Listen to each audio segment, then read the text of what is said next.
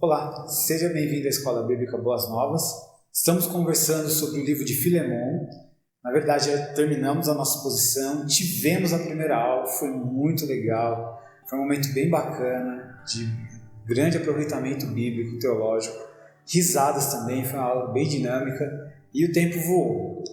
E como eu prometi para vocês que tinha um bônus, então essa não é uma aula, né? Acaba sendo porque ao meu lado nós temos uma pessoa que vai nos ajudar aí dando uma boa aula, falando um pouco sobre a carta de Filemon também. Então, seja bem-vinda, Carol, ao projeto Escola Boas Novas. Ela é a Caroline, a igreja já conhece, se você não conhece, vale muito a pena seguir o perfil dela lá no Instagram, posta boas dicas na área da psicologia. Carol, queria começar perguntando para você quais foram suas primeiras impressões sobre o livro de Filemon. Para mim, duas coisas que me chamaram muita atenção foi, primeiro, a nossa postura como nova criatura em Cristo Jesus e também um chamado para o perdão enquanto discípulos de Jesus. Então, como você mesmo disse, né, nos vídeos, o propósito da carta é um pedido de Paulo a Filemon para que ele recebesse de volta Onésimo, que de alguma forma havia prejudicado Filemon, né? Então, ele começa esse pedido, né, ressaltando o testemunho de Filemon, né? Sobre a fé dele em Cristo Jesus, sobre o amor dele por todo o povo santo e também sobre que Paulo diz que ora para que ele coloque em prática a comunhão na fé e que, ao meu ver, essa seria uma oportunidade dele colocar em prática acatando o pedido dele, né? E ele também diz, né, nessa parte que você falou, né, que antes o Onésimo ele não era útil, mas agora ele é útil para os dois, porque tanto o Onésimo como o Filemon foram evangelizados por Paulo, então eles são novas criaturas. Então, me remete ao texto de 2 Coríntios 5, né? 17, se não me engano, que uma vez que eles são novas criaturas em Cristo Jesus, tudo se fez novo, a velha vida já passou. Então, acho que fica uma lição para a gente também, né? Nessa a nova postura que a gente deve ter diante dessa nova vida. É interessante porque quando a gente lê e ouve algumas mensagens, algumas pessoas falando, parece que o evangelho é só discurso, porque quando você vê a prática, você vê algo distoante. E uma outra coisa que hoje é muito comum é que tem igrejas de rico e igrejas de pobre.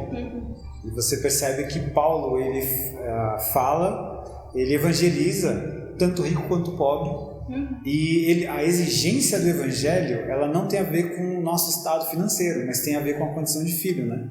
Por isso que ele vai exigir de Onésimo, não exige não, né? Vai fazer um pedido a Onésimo, uma situação cristã. Eu quero que você haja como um cristão, recebendo o teu outro irmão. Então ele não leva a relação de poder para a disputa, né? Para a conversa. O que ele leva são dois irmãos.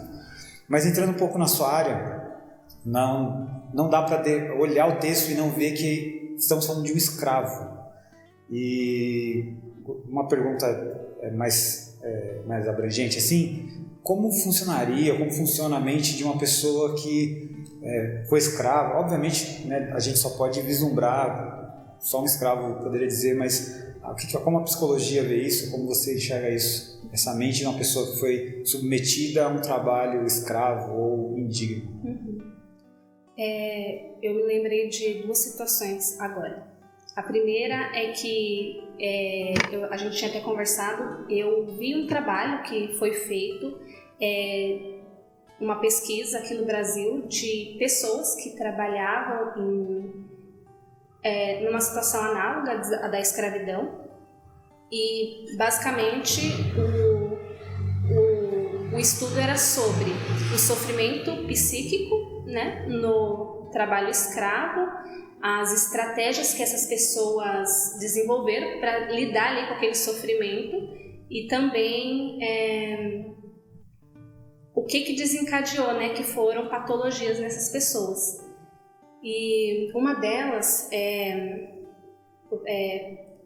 o que foi concluído, né? O contexto, ele é desestabilizador para a saúde, tanto física quanto mental.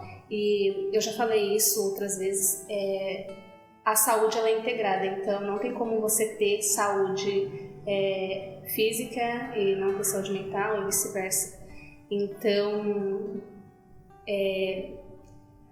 nesse outro sentido, né? O que as outras coisas que mostraram, né? Foi que a anulação da liberdade de expressão deles e a tomada de decisões, né, que eles não tinham, gerou muito sofrimento, e a falta de um coletivismo de trabalho que desse voz a eles também contribuiu para esse sofrimento, né, intensificou e aí desencadeou patologias que, claro, né, numa situação de trabalho mesmo, né, na dinâmica de trabalho, a gente tem os direitos assegurados, né, deve ter, né, e então, assim, toda essa falta, toda essa ausência trouxe esses prejuízos para essas pessoas. E mais recentemente, eu vi uma reportagem, né, pensando no que você perguntou, né, sobre, né, como que ficaria essa dinâmica dessa pessoa, né, uma senhora que foi resgatada, ela acabou sendo violentada verbalmente, fisicamente, e não recebia salário. E o prejuízo que essa senhora teve foi de ter a identidade dela apagada, ela não se via como um ser humano, como uma pessoa, e muito medo, né? Ainda nessa nova realidade, já num lugar onde ela, né, foi acolhida e tudo mais, mas o medo ficou, né? Então, as marcas ficam, né? Por mais que a realidade já seja outra, né? Mas as consequências ficam. Quando a gente olha, porque às vezes você pega o texto e se você não tem o cuidado, o texto é muito frio, porque são palavras, então gente que vai dar vida lendo aquele texto. Então quando a gente olha que Onésimo é um escravo, a gente pode cair em dois erros. Primeiro, achar que ser escravo não tinha importância, era só como se fosse qualquer um trabalhador hoje em dia, ou um extremo de achar que naquele tempo, né, hoje em dia outro tipo de escravidão, e aí reforçando, né, eu já falei que naquele tempo a escravidão era diferente, e ser diferente não quer dizer que era melhor ser escravo, né? Como você acabou de dizer, ter a sua liberdade cerceada é terrível, causa traumas, medos, que eu acho que isso é uma das coisas mais terríveis, é o medo. E aí esse Filemon, ele é um escravo. Qual era o tipo de escravidão que ele vivia? A gente não tem muita base. Aparentemente ele não era um escravo tão terrível assim, o tratamento com ele. Porque quando ele chega até Paulo, ou seja, ele sabe caminhos, ele tem um certo diálogo com Paulo, Paulo olha para ele e diz que ele está ajudando Paulo, então ele não chegou nesse extremo. Mas lembrando que ser escravo também naquele tempo era, ou você era escravo de guerra, ou você teria ali suas finanças ido embora e você se tornou escravo para não morrer. Então, de qualquer forma, a escravidão era terrível. Seja como for, ela é terrível. Não dá para sustentar uma vida escrava. Mas, quando a gente vê o Evangelho, ele aponta outro caminho. Mas Paulo não deixa exatamente claro assim, né? Olha, você precisa libertá-lo. Mas como você vê esse pedido de Paulo para Onésimo? Você acha que subentendido estava ali para libertar? ou esse pedido de Paulo tem algumas implicações no Evangelho? Como você enxerga isso? Eu acredito que é como essa nossa nova vida em Cristo Jesus, né? Até mesmo ali Porque, por exemplo, antes de nós nos tornarmos discípulos de Jesus, nós estamos num regime de escravidão dos nossos próprios pecados, né? Mas quando Jesus nos reconcilia com o Senhor, com Deus, nós agora somos servos do Senhor, ou seja, somos escravos dele, mas ele mesmo não nos chama assim, ele nos chama de filho, nós nos tornamos filhos do Senhor. Então, até mesmo na aula, né, como você mencionou, Paulo faz uma mediação ali entre Onésimo e Filemão, como uma vez que ele é pai espiritual deles por ter evangelizado, ambos são filhos dele, né, espirituais. E então, assim, antes ele era o servo de Filemão, mas a velha vida já passou, eis que tudo se fez novo, né? Então, acho que é isso.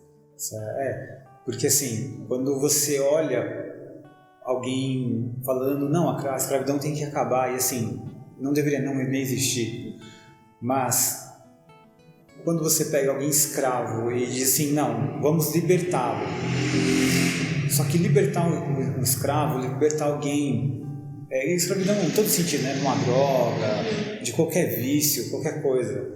Mas como aqui Filemão é escravo mesmo, né? O seu corpo está a serviço do seu Senhor, essa libertação, ela é complexa, porque, tá bom, eu tiro esse escravo da casa desse senhor e coloco ele aonde? Eu tiro ele e ele vai sobreviver do quê? Ele vai fazer o quê? Então, como você enxerga que deveria ser esse processo de recuperação de alguém que foi escravo, ou até mesmo de vícios, não precisa ser somente disso, mas é que como Onésimo é escravo, né? Como em si, mas já que você puxou um lado que eu acho fantástico, que quando nós estávamos sem Cristo, nós éramos escravos. Só Cristo tem a possibilidade, e talvez a pessoa fale, como assim era escravo? Só para você entender o que é um escravo. O escravo ele não tem vontade própria. Então, por exemplo, se você vai todo final de semana que você joga bola, você toma uma cervejinha e você não consegue tomar, você é escravo dessa cerveja. Você é escravo daquilo que te domina. Então só há uma libertação. Aliás, né, você pode se libertar de algumas coisas, mas a escravidão mesmo está dentro de você, que é o pecado, que você não consegue parar de pecar. Nem o ser humano consegue. Só mudado esse status a partir de Jesus. É por isso que nós deixamos de ser escravos, porque em Jesus nós temos a condição de dizer não. Então o cristão não é alguém perfeito, mas é alguém que conseguiu a condição de dizer não para aquilo que não é bom. Então as pessoas confundem perfeição, né? Falar o crente, né? Santarrão, ele atingiu o status quo, não é isso. Tem essa ideia que Jesus nos dá a condição de dizer não. Então nesse sentido, essa é a pergunta. Como restaurar alguém que teve nessas condições? Primeiro, muito acolhimento, né?